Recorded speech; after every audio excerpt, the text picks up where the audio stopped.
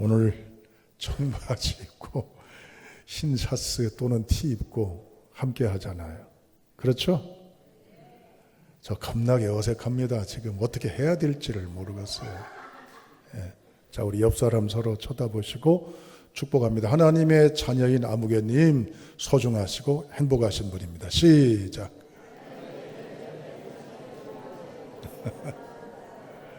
네, 감사합니다. 자, 하나님의 자녀된 우리에게 주시는 말씀 제목 따라합니다. 행복의 출발점. 네, 그렇습니다. 초등학교에 입학하는 한 학생이 있었어요. 입학식 날입니다. 입학식을 마치고 귀가를 했습니다. 이 어린아이의 가슴은 몹시 흥분되어 있습니다. 설레임 반, 두려움 반. 이제 학교에 처음으로 발걸음을 내딛고 돌아온 날입니다.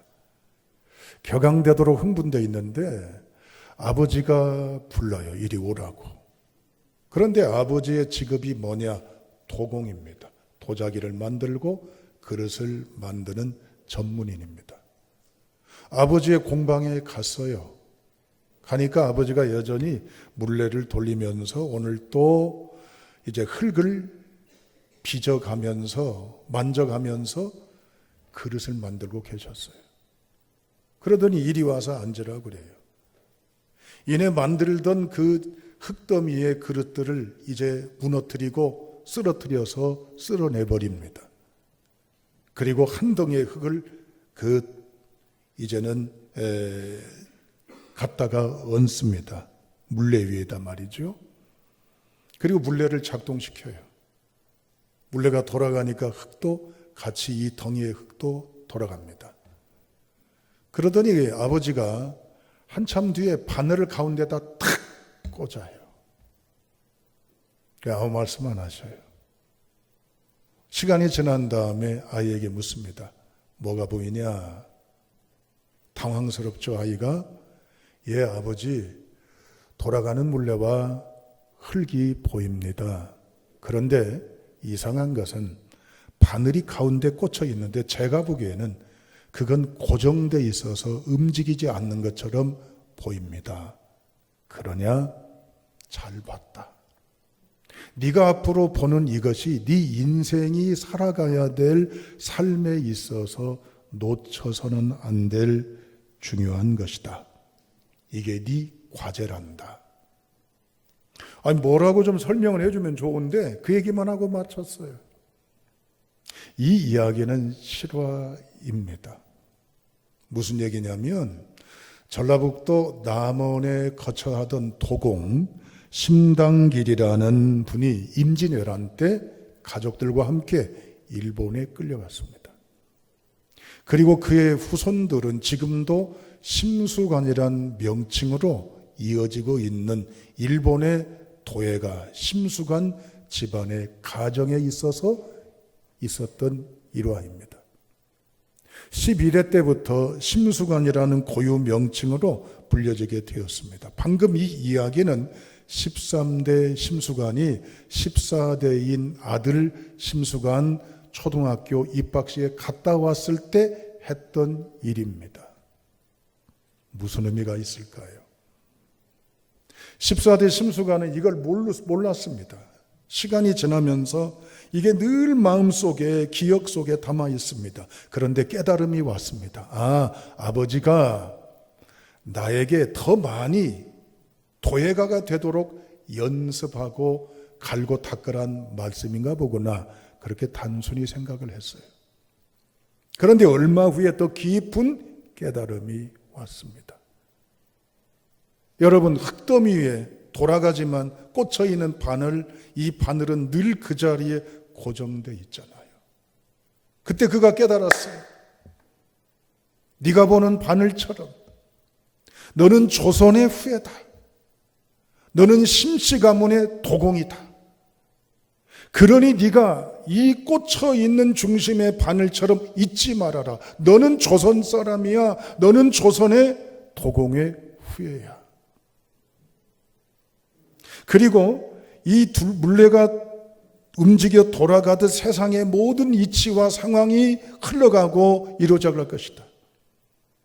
바늘은 가운데 꽂혀서 중심을 잡고 있듯 너는 흔들리는 세상을 보지 말고 흔들림 없는 고정되어 있는 가치와 의식과 비전을 가져라.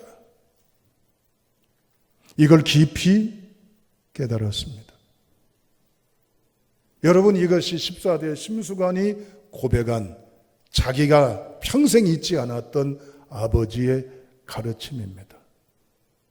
이 예를 고스란히 오늘 여러분에게 질문을 던집니다. 여러분은 지난 일주일 동안, 아니 지금까지 살아오시면서 어떤 자리, 어떤 직업, 어떤 역할, 어떤 인생의 여정이 있었겠지만 항상 나는 기독교인이야 라는 걸 잊지 않으셨습니까? 나는 예수 믿는 사람이고 나는 하나님의 자녀고, 앞서 우리가 서로 외쳤던 것처럼 나는 하나님의 자녀가 된 소중한 존재라고 하는 이 사실을 여러분 흐트러뜨린 적 없어요? 아니면 얕게 뭉퉁그려 지냈던 적은 없습니까? 이 세상이 어떠한 세계로 흘러가든, 어떤 주장을 논하고 어떤 행복론을 얘기하고 어떤 가치를 얘기하고 어떤 세대의 풍조가 있어도 나는 고정되어 있는 하나님 여호와를 향한 신앙 고백과 그 고백의 중심으로 살기를 요동하지 않는 그 신앙의 중심으로 여러분 살아오셨습니까? 중요한 것은 우리 마음의 중심이 무엇으로 가득 차 있냐라고 하는 것입니다. 살다 보니 흐트러진 크리스찬인지 아닌지 분간이 안 된 불분명한 내 모습이 혹 우리의 살아온 모습 아닙니까? 한편은 신앙의 기준도 있지만 또 다른 기준들이 내 마음의 중심에 자리 잡고 있어서 범벅이 되어가지고 어떤 때는 신앙의 언행과 신앙의 성품과 의식이 있지만 어떤 때는 그렇지 않은 것들이 파다하지 않으셨나요? 오늘 우리는 이 자리에서 하나님 앞에 우리를 되새겨 결단하는 지혜의 성도가 되어야 할 줄로 믿습니다. 세상의 모든 제작되어 있는 물건들은 사용하기 위함인 것입니다. 그게 악한 것이든 아니면 선한 것이든. 그러면 사용하면 사용 설명서가 있어요. 매뉴얼이 있는 거예요.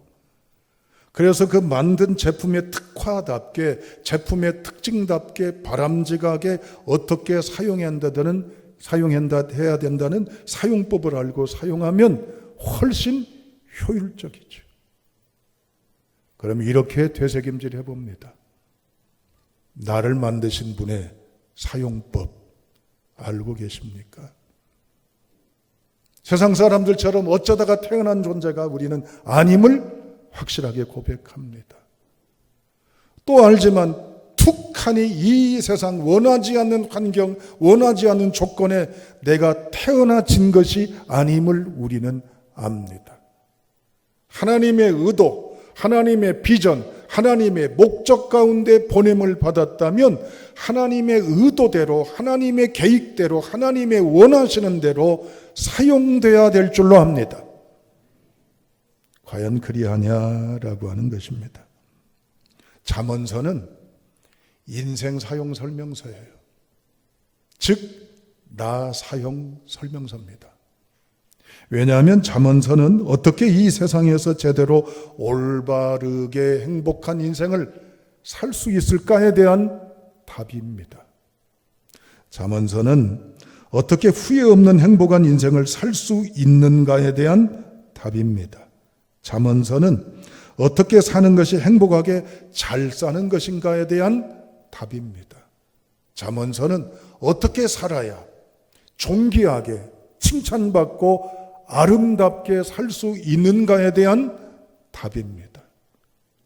그러니 오늘 잠언서를 접할 때 단순하게 보아서는 안 됩니다. 왜냐? 우리가 원하는 행복이 여기 있어요. 우리가 찾으려고 잡으려고 꿈꾸고 애썼던 바에 뜬구름처럼 보이는 행복이 바로 지금 여기에 기록된 말씀 속에 있음을 기억하시기를 바랍니다. 오늘 이 본문의 말씀 우리를 행복으로 초대해요.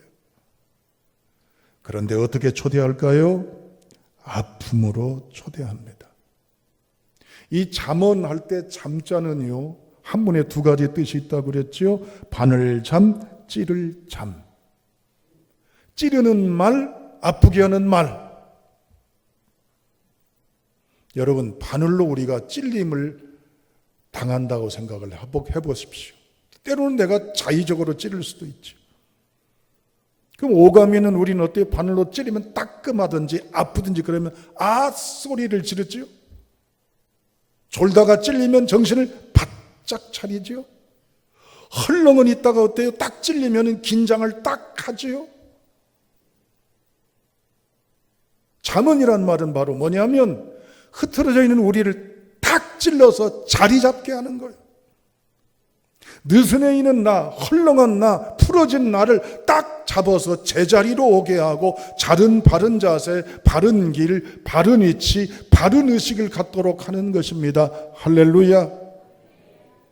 그래야 중심을 잡고 가죠. 그래야 내 본분을 잃지 않는 것입니다. 살다 보니 참 너무나 많이 비껴나 있고 벗어나 있고 멀리 와 있잖아요. 지내다 보니 얼마나 우리가 많이 휘청거려 왔고 어느새 열버졌고 어느새 중심을 잃어버려 있잖아요. 잠언은 제자리로 돌려주는 거예요.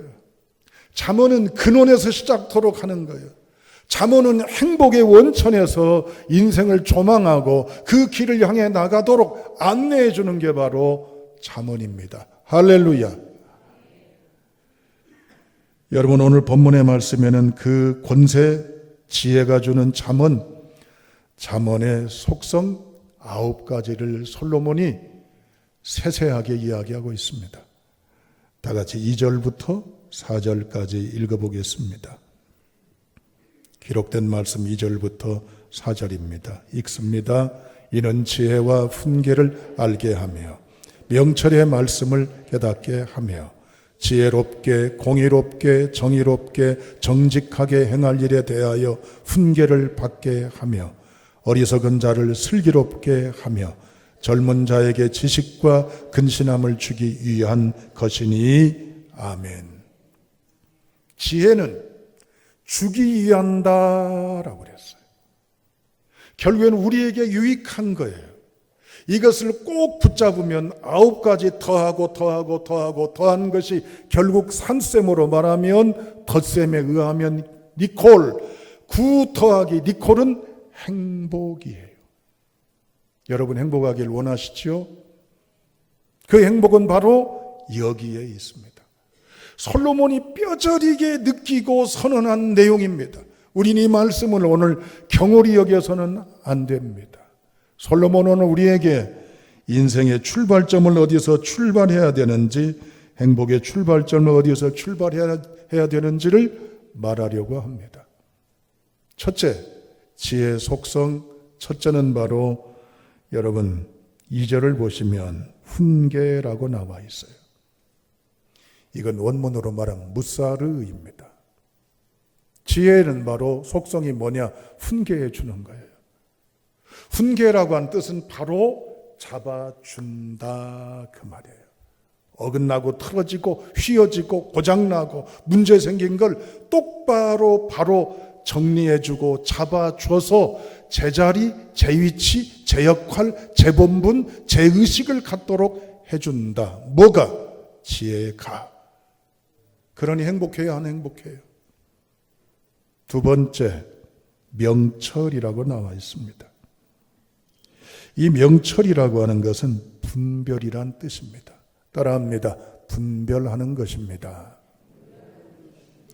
여러분 살아가면서 사리 분별해야 할 거 아니에요. 옳으냐 그르냐 맞냐 틀리냐 왼쪽 오른쪽 먼저 나중 이것 저것 구분 못하고 살다 보면 결국 불행을 자초하는 일들이 허다하잖아요.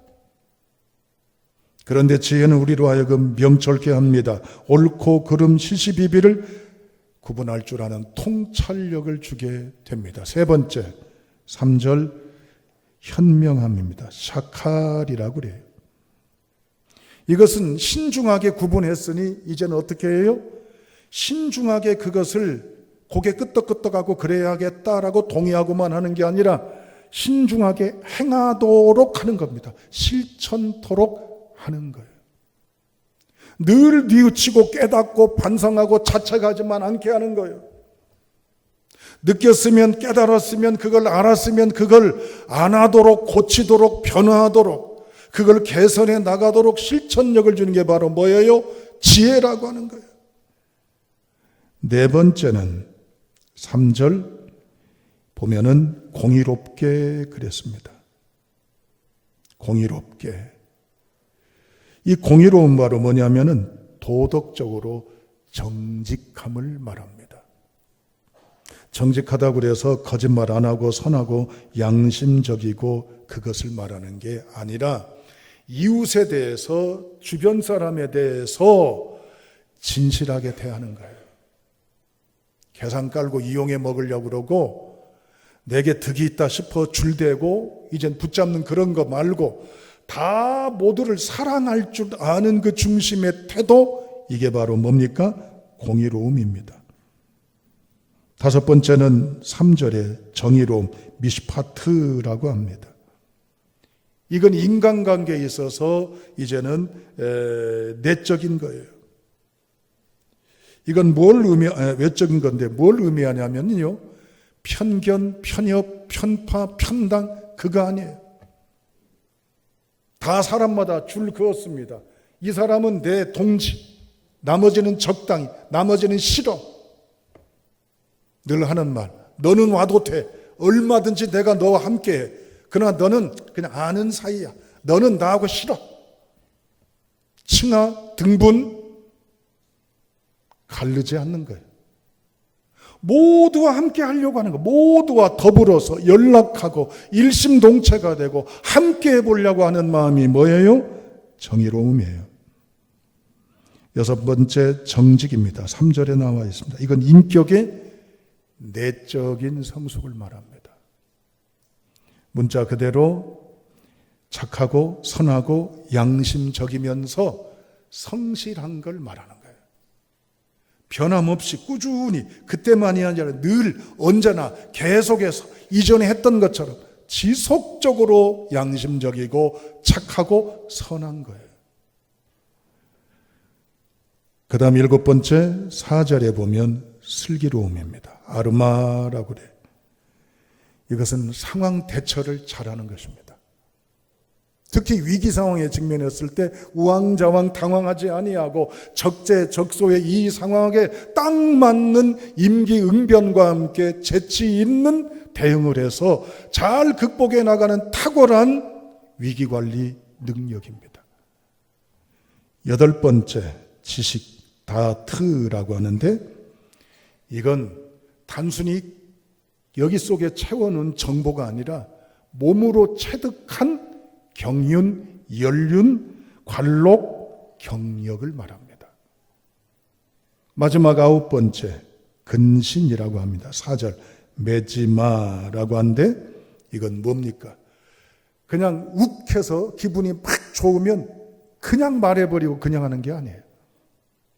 신중하게 해서 주도 면밀 계획 속에서 차근차근 정확하게 합리적으로 실행해가는 능력. 이 9가지를 종합해 보면 이렇습니다. 바로잡음, 분별, 유능, 사랑, 중용, 성실, 민첩, 경험, 계획성. 이 9가지를 다 보태서 합해서 버무르면 나오는 결론이 있습니다. 따라합니다. 행복이에요. 이게 지혜예요. 여러분 행복하기를 원하시죠? 돈 많이 벌어서 행복해야지, 건강관리해서 행복해야지, 내가 인맥 잘 쌓아서 행복해야지, 자리 차지해서 행복해야지. No! 행복은 이 9가지가 달성될 때 행복하다라고 하는 것입니다. 그런데 이러한 지혜가 있으면 5절을 보세요. 다 같이 읽습니다. 5절, 지혜 있는 자는 듣고 학식이 더할 것이요 명철한 자는 지략을 얻을 것이라.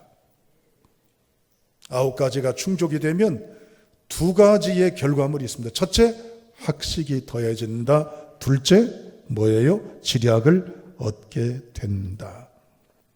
학식은 뭐냐면 손에 잡는다는 뜻이 있어요. 이것은 책 보고 때로는 학교에서 공부하고 어떤 교육과정 이수에서 깨달아지는 정보가 아니라 몸으로 부딪혀서 느끼는 겁니다. 아까 말한 지혜예요. 사람들이 이런 사람이 있어요. 가방끈이 짧은데 학교도 별로 나오지도 않으신 것 같은데 직업도 변변치 않은데 여러 여건이 신통치 않는데도 참 현명해요. 참 뛰어나요. 참 덕스러워요. 이게 지혜의 능력이에요. 두 번째는 5절인 대로 지략을 얻을 것이라 그랬습니다. 여러분, 지략은요, 밧줄을 잡는다는 뜻이 있어요. 이건 선원들에 쓰여지는 용어입니다. 풍랑이 일어요. 배가 뒤집어질 위기에 있어요. 방향을 알 수 없어요. 그럴 때 방향을 바로잡고 이 풍랑을 뚫고 나가는 역량과 도전의 능력과 여러 역경을 해결하는 능력을 말합니다.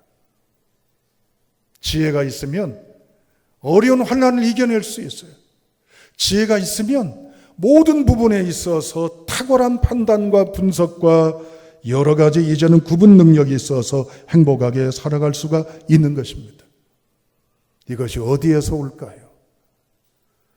다 같이 본문 1절을 읽어보시겠습니다. 1절, 2절 말씀 함께 다시 한번 읽어보지요. 다윗의 아들 이스라엘 왕 솔로몬의 잠언이라. 이는 지혜와 훈계를 알게 하며 명철의 말씀을 깨닫게 하며. 1절을 주목하십시오. 누구의 잠언이라고요? 다윗의 아들 이스라엘의 왕 솔로몬의 잠언이라 그랬어요. 1절을 그대로 해석을 하면 나 솔로몬 똑똑한 나 대단히 탁월하고 박학다식하고 움직이는 백과사전인 내가 만들어낸 거야 라고 선언한 것 같죠. 이젠 솔로몬은 3가지로 자기 자신을 자랑하자. 첫째, 나 아버지가 다윗이야. 다윗의 아들이야. 평화의 도성인 예루살렘을 다스리는 위대한 왕 나 솔로몬이야. 그리고 똑똑한 나 솔로몬이야. 그래서 내가 만들어낸 게 이거고 여러분들에게 도움을 주는 게 이거야 라고 선언한 것 같지만 그게 아니에요. 다 같이 1장 7절을 읽어보시겠습니다. 1장 7절입니다. 시작.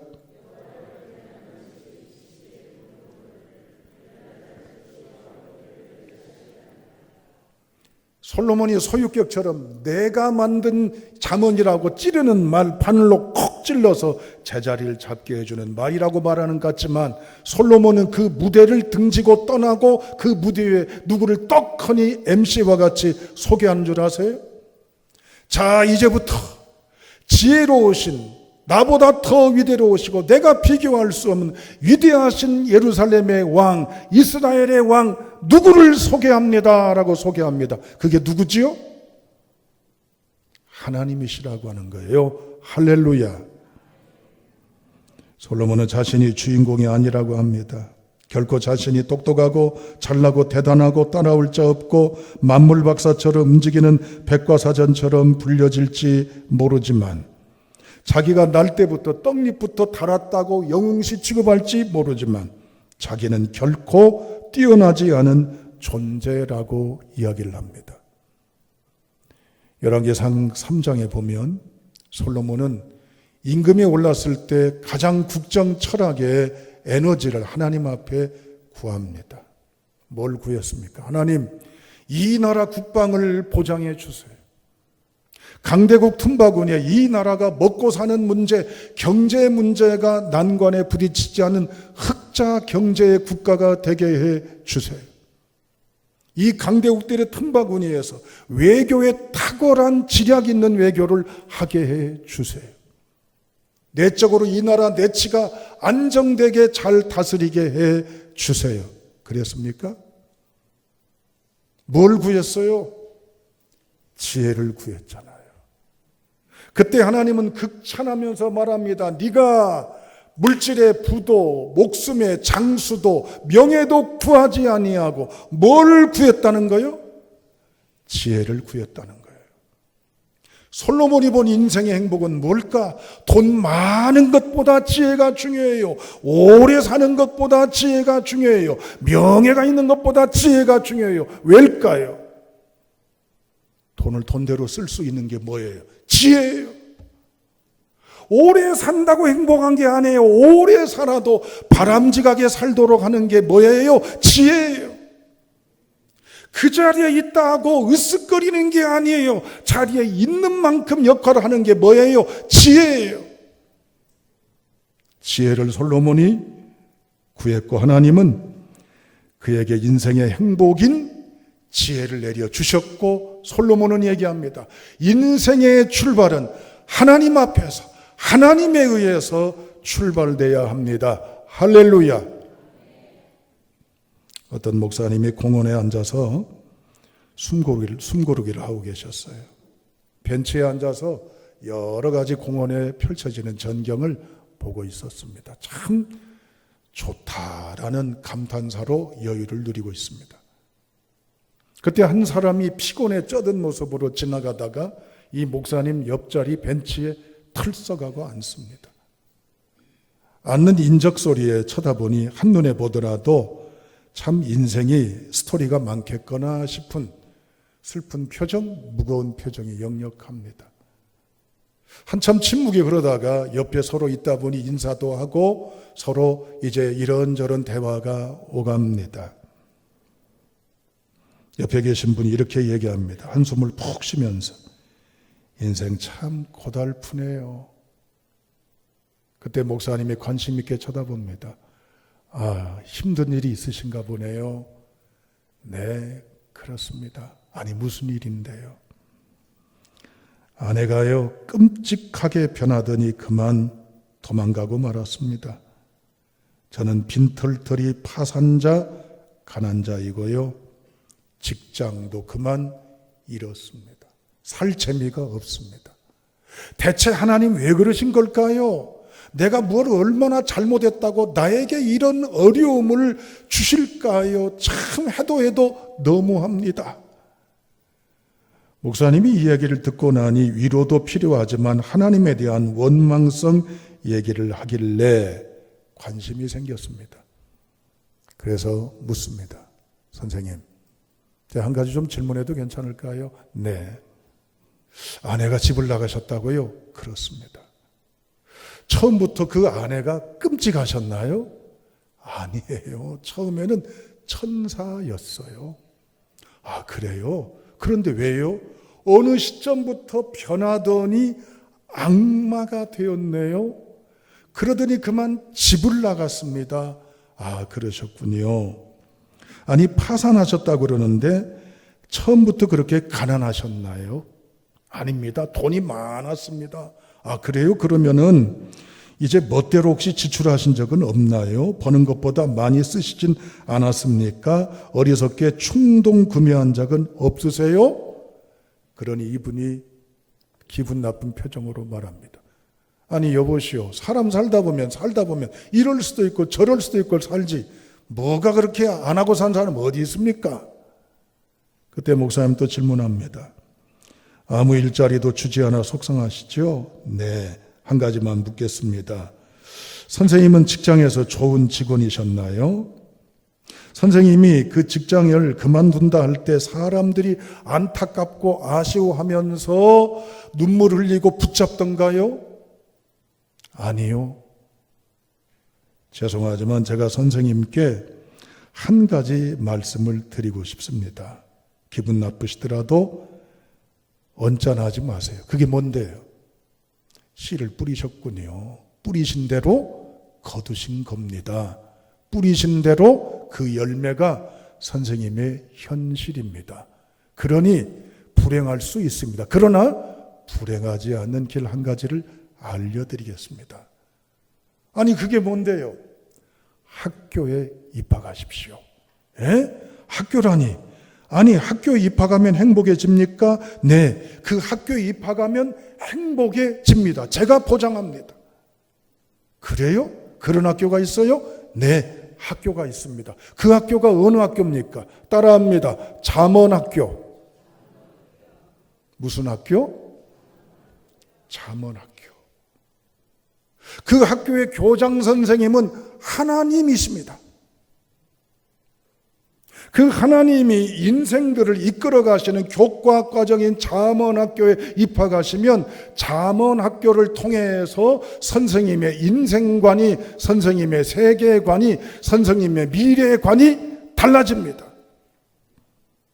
그리고 거기서부터 인생의 행복이 시작됩니다. 그런데 선생님, 이 학교는 등록금이나 절차가 까다로운 게 전혀 없습니다. 단지 있다면 한 가지, 이것만큼 따라하시면 됩니다. 목사님이 먼저 얘기합니다. 하나님, 저는 이제까지 참 어리석게 살았습니다. 그래서 인간관계도 깨졌고 재물도 낭비했고 어리석은 말도 많이 했고 불필요한 눈물도 많이 흘렸습니다. 인생을 제대로 살지 못했습니다. 이제 백기를 들고 항복합니다. 하나님께로 돌아가겠습니다. 그리고 그 말씀대로 살겠습니다. 지혜를 주시고 제 인생을 회복시켜 주소서. 그리고 선생님, 매일 잠언을 읽으세요. 그리고 그것을 실천해 보세요. 할렐루야. 여러분, 우리는 하나님께 병 낫기를 기도해요. 자식 문제 해결되기를 기도해요. 물질 문제 해결받기를 기도해요. 그러나 성경은 우리에게 말합니다. 지혜를 구하라고 얘기해요. 하나님, 이 상황에 내가 어떻게 하면 좋을까요? 무엇이 최선일까요? 어느 길이 옳을까요? 어떠한 방법이 타당할까요? 하나님, 지혜를 주세요. 이게 솔로몬이 권하는 지혜학교의 결론입니다. 오늘 1장 7절에 보면 여호와를 경외하는 게 지식의 근본이다라고 얘기합니다. 솔로몬의 행복의 출발을 어디서 얘기합니까? 하나님께로부터 시작한다는 걸 다시 강조합니다. 지나온 인생길, 나이만 헛것 먹었다, 나는 인생, 이런 표현 용서하십시오. 전라도 말입니다. 뻘짓하며 지냈다. 나는 헛손질, 헛걸음, 헛방향, 헛수고했다고 탄식하시는 분들이 계시지 않아요? 이 나이 먹도록 만든 것도 없고 이룬 것도 없고 이제는 빈털털이라고 자탄하신 분들이 계시지 않습니까? 그러나 하나님 앞에 이 자리부터 시작하면 여러분에게 열린 문의 복이 임할 줄로 믿습니다. 왜냐? 하나님은 생존하신 하나님, 하나님은 운행하신 하나님, 하나님은 구원하신 하나님이시기 때문입니다. 경외하는 건 하나님을 사랑하고 존경하고 순종하는 것입니다. 그게 경외하는 거예요. 성경은 하나님을 경외하는 많은 이야기들이 있지만 오늘 어떻게라는 적용에 두 가지로 결론을 맺고 마치고자 합니다.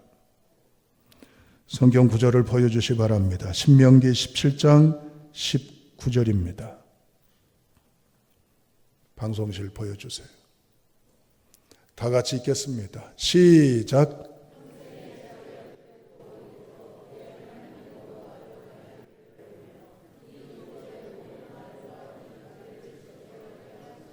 아멘. 잠깐 놔두세요. 여기서 하나님을 경외하는 건 어떻게 하라는 거예요? 옆에 두라는 거예요. 언제까지? 평생에. 누구 옆에?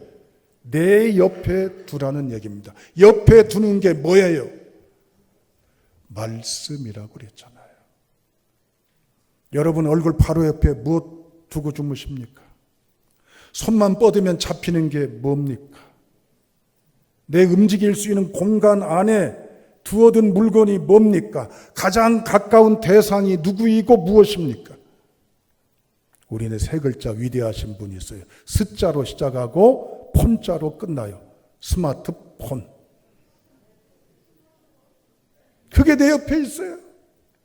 머리맡에 놓아두고 자고 손만 뻗으면 잡히고 없으면 두리번거리며 찾고 놓고 나면 잊어버렸다고 난리가 나고 책망하는 게 아니라 적용해야 합니다. 하나님 어디 계십니까? 여러분 이번 주일 끝나고 성경책 어디다 두실랍니까? 책상 머리맡에 책상 위에 올려놓고 끝납니까? 일주일 내내 이 성경책은 닫아진 폐점 내용입니다. 성경은 단순하게 이야기합니다. 네 머리맡에 두고 펴서 읽고 이 말씀을 늘 가까이 하라. 이게 여호와를 뭐하는 거라고요? 경외하는 거라고 이야기합니다. 말씀 안으로 가십시오. 그러면 바늘처럼 중심을 잡을 겁니다. 내가 누구인지를 놓치지 않을 겁니다. 두 번째 마지막 잠언 3장 6절을 읽어보시죠. 자, 보일 겁니다. 방송실 보여주세요. 자, 읽습니다. 시작.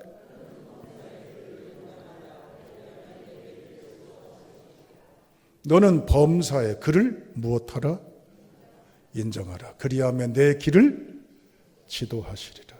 인정하란 얘기는요, 공동번역 성경에는 뭐라고 나오냐면 따라합니다. 무슨 일을 하든지 야훼께 여쭈어라. 뭐 하라고요? 물어보란 말이에요. 두 가지는요, 첫째 두기, 두 번째는 뭐요? 맡기기예요. 물어보세요. 그게 하나님 경외하는 거요. 하나님 다 제껴놓고 내 즉흥적인 판단, 내 계산, 내 기분, 내 확률, 내 여건 그거 하지 말라는 거예요. 이제 말씀의 자리를 향해 나가는 여러분, 5월 셋째 주를 하나님이 열어주십니다. 이전 것은 지나갔습니다. 이제 새로운 결단을 해야 될 줄로 압니다. 내 머리맡에 뭘 두어요? 내 곁에 말씀을 두고 그 말씀 속으로 들어가고 하나님께 늘 여쭈면 하나님의 권세가 내게 임하여 행복의 원천으로 내게 부어줄 줄로 믿습니다. 돌아오는 주일에 이같이 살았던 나에게 임하신 하나님의 간증과 고백이 넘쳐나는 기대하는 한 주의 출발이 될 수 있기를 주님의 이름으로 축원합니다. 기도합니다.